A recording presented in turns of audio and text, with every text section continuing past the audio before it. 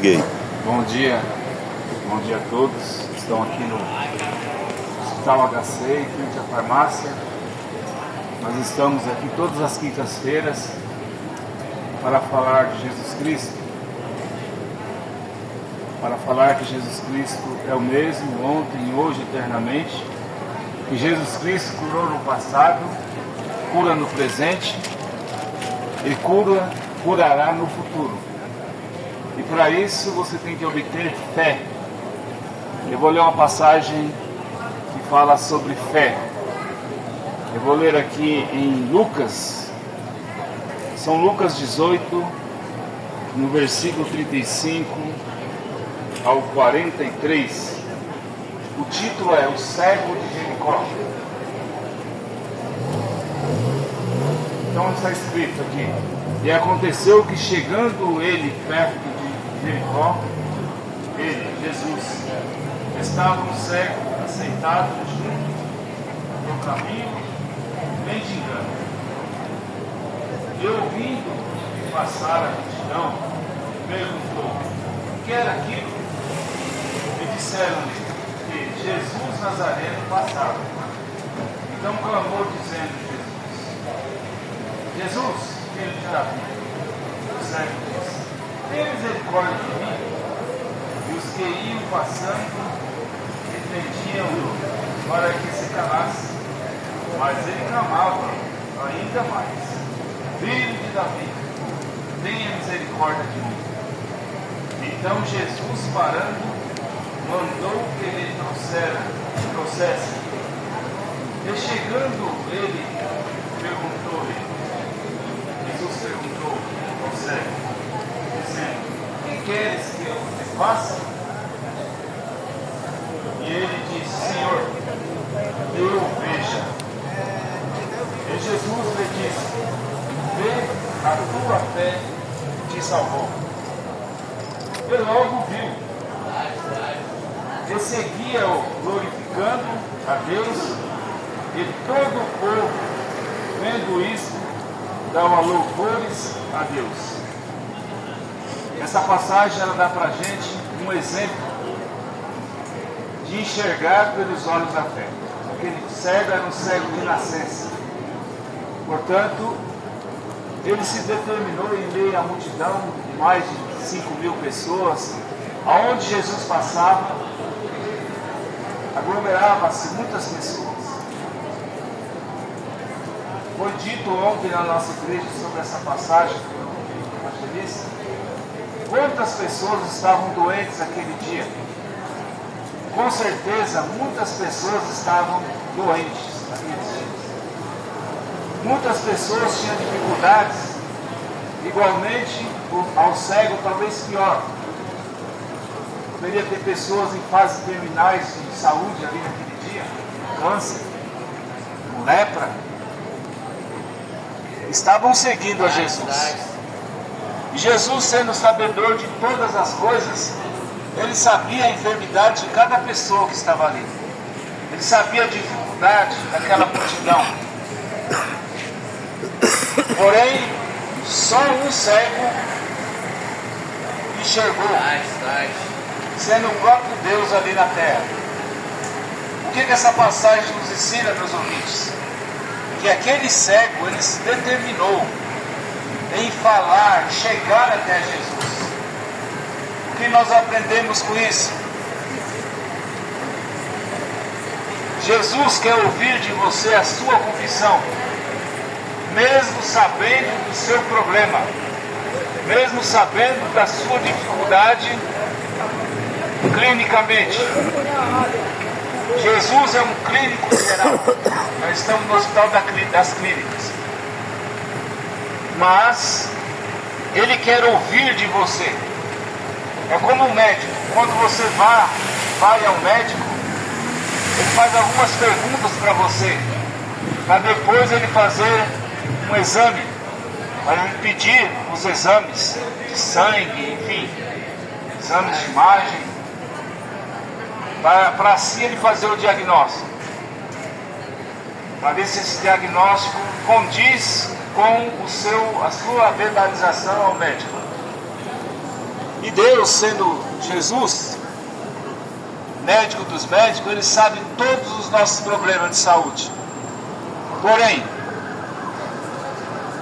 Ele é um ajudador, Ele é um pai.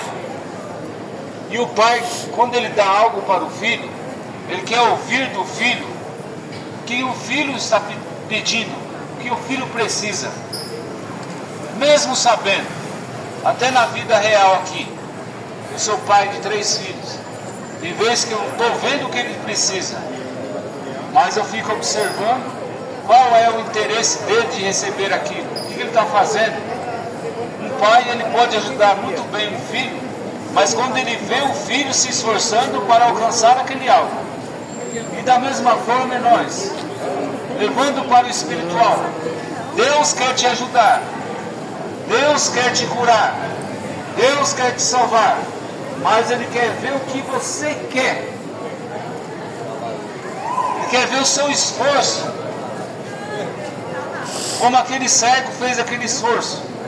Ele sabia da multidão que estava acompanhando Jesus. Ele ouviu o barulho. Ele queria chegar até Jesus. Jesus, sabendo todinha da vida de cada pessoa que estava ali. Quando ele falou, Jesus, filho de Davi.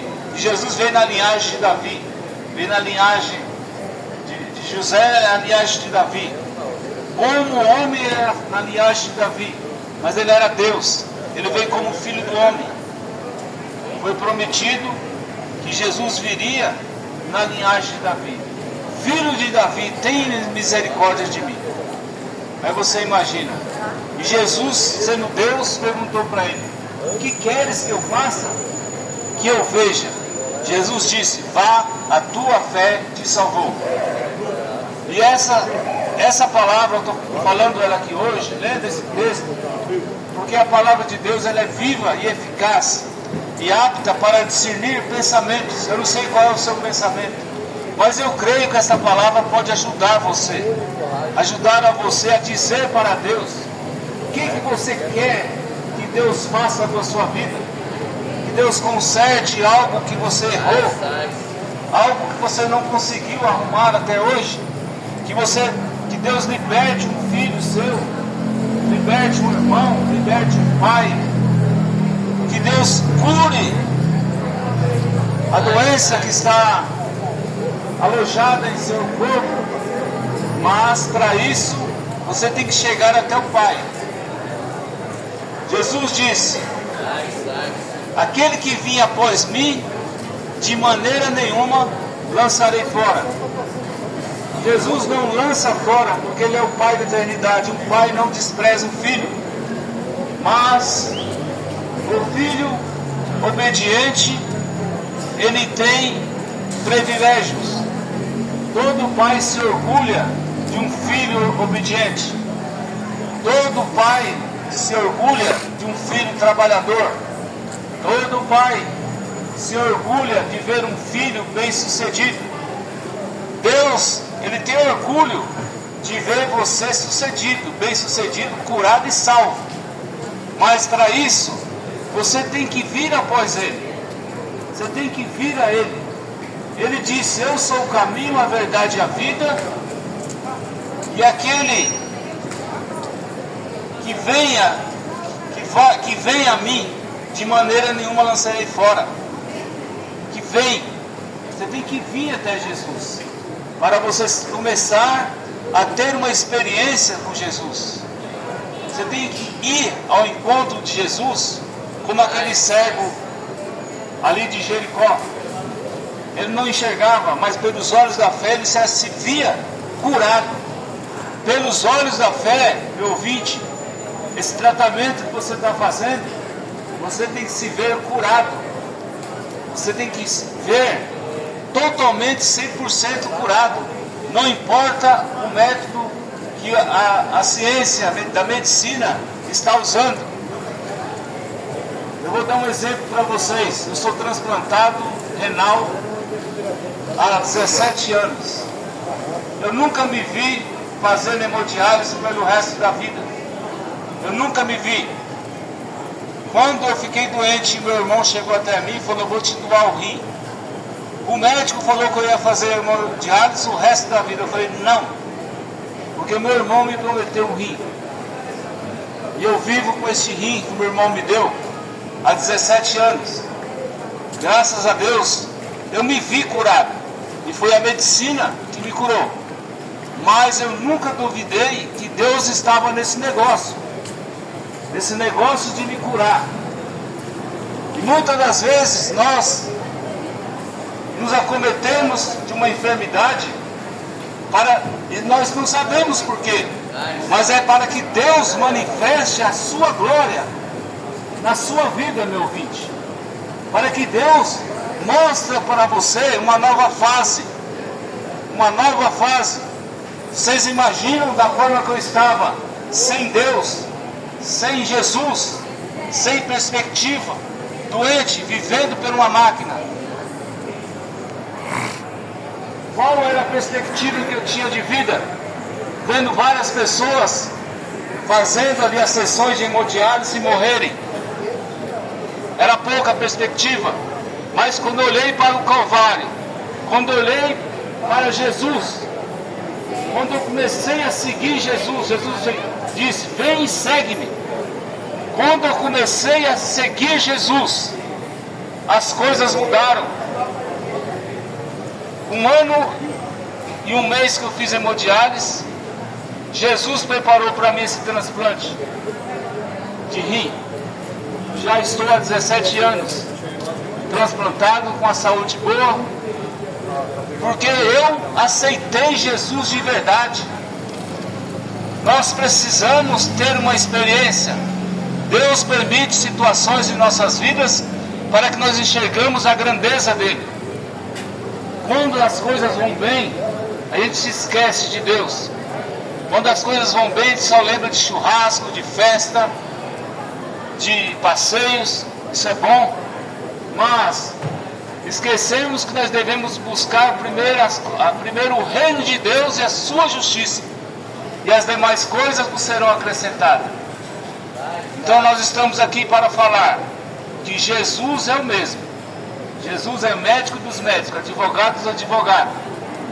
E ele hoje atua como sacerdote. Ele está ensinando. Haverá um dia que ele vai cobrar de você, meu ouvinte, tudo aquilo que ele ensinou. O dia que ele vier como juiz, Jesus voltará. Ele já veio a primeira vez com o ministério de boas novas. E haverá um juízo. Antes disso haverá um arrebatamento. Haverá pessoas que vão subir, ser transformadas num abrir e fechar de olhos. Há pessoas que vão dormir, porque carne e sangue não herdará o reino do céu. Mas essas pessoas que dormirem, que morrerem em Cristo, elas ressuscitarão e encontrará com o Senhor nos ares. E haverá um julgamento. Ninguém pode ser julgado sem conhecer a lei. Todos que transgridem a lei conhecem. A lei de Deus é essa: nós devemos adorar um único e suficiente Deus que deu a vida por nós no Calvário. Porque Deus amou o mundo de tal maneira que deu seu próprio Filho único, para todo aquele que nele venha crer, não pereça, mas tenha vida eterna. A vida eterna consiste em você se render a Jesus Cristo, a você ter uma vida pautada com o Evangelho, ter uma vida cristã, não simplesmente seguir uma religião, mas seguir a Jesus Cristo, por Jesus Cristo em todos os atos da sua vida. Então nós estamos aqui, eu e o irmão Carlos Koffoli, evangelista, atrás do último eleito, atrás daquela alma que está abatida, daquela alma que está cansada, daquela alma que tem sede de justiça, sede de salvação. Se você tem sede de salvação, vá até Jesus, porque ele diz: aquele que vier após mim, de maneira nenhuma lançarei fora. E ele buscará um povo. Lembre-se, ele é o noivo. A igreja é tipificada como o noivo, a noiva. e haverá um casamento. Jesus buscará a sua noiva, que é um povo, a igreja. E para que você esteja com o seu enxoval pronto para encontrar como noivo, você tem que ter a vestimenta da palavra. Você tem que ter as suas vestiduras lavadas no sangue do Cordeiro. Você tem que ter uma mente de Cristo. A mente de Cristo faz com que você tenha um namoro com Cristo. O casamento começa pelo namoro. Quando as mentes ali, elas são mentes semelhantes, elas se unem. O Evangelho é pregado para que você tenha uma mente semelhante, para que você seja a imagem de Cristo na terra. Aleluia! E nós estamos convidando para você arrepender dos seus pecados e ser batizado em nome de Jesus Cristo, levar consigo o nome do noivo, o nome do esposo, a uma senhorita igreja que casará com o Senhor Jesus Cristo e habitarão na eternidade. Aleluia! E para você iniciar a sua vida cristã, você tem que arrepender dos seus pecados e ser batizado em nome de Jesus Cristo, conforme o mandamento de Atos 2:38, cumprindo a ordem que foi dada em São Mateus 28, versículo 19, onde Jesus Cristo diz: ide por todo o mundo, fazei discípulos em todas as nações, batizando em nome do Pai, do Filho e do Espírito Santo. E essa promessa, aliás, esse ato, essa ordem foi cumprida ali no livro de Atos dos Apóstolos. Atos 2, versículo 38, onde Pedro, ele batiza mais de 3.000 almas em nome de Jesus Cristo. E ele disse: arrependei-vos cada um de vós, sejam batizados em nome de Jesus Cristo para perdão de vossos pecados, e recebas o dom do Espírito Santo. O dom do Espírito Santo é o próprio Jesus morando em você, que ele disse: um pouco mais o mundo me vereis. Quem? Os incrédulos não vão ver Jesus. Mas vós me vereis. Quem? Os crentes. Porque eu estarei em vós. O Espírito Santo estará em você quando você se decidir a batizar em nome de Jesus Cristo. Esse é o batismo cristão apostólico. Nós estamos pregando este evangelho aqui em São Paulo há mais de 45 anos. Nós temos uma programação de rádio na Rádio Trianon AM 740, todos os dias às 22 horas e pela manhã às 6 horas. Programa Fé para Vencer o Mundo. Você pode sintonizar também este programa fazendo uso do Google. Você vai colocar Rádio Trianon AM. Vai no horário determinado, 22 horas, vai aparecer o programa no dia de hoje. Amanhã às 6 horas. Nós estamos na rua Ubaldino do Amaral 53, no bairro do Benezinho, com as nossas portas abertas na nossa igreja para receber vocês. Nós não pregamos o Evangelho para ter dinheiro. Nós não pregamos o Evangelho comercial. Nós pregamos o Evangelho pelo amor às almas. Não queremos um tostão de você, nem um centavo. Nós queremos levar Jesus, que ele disse: de graça recebestes e de graças dá. E nós estamos dando essa mensagem que transforma, vivifica e muda, e dá o prazer de você ir para a glória. Portanto, Deus abençoe a todos. Nós estaremos também colhendo orações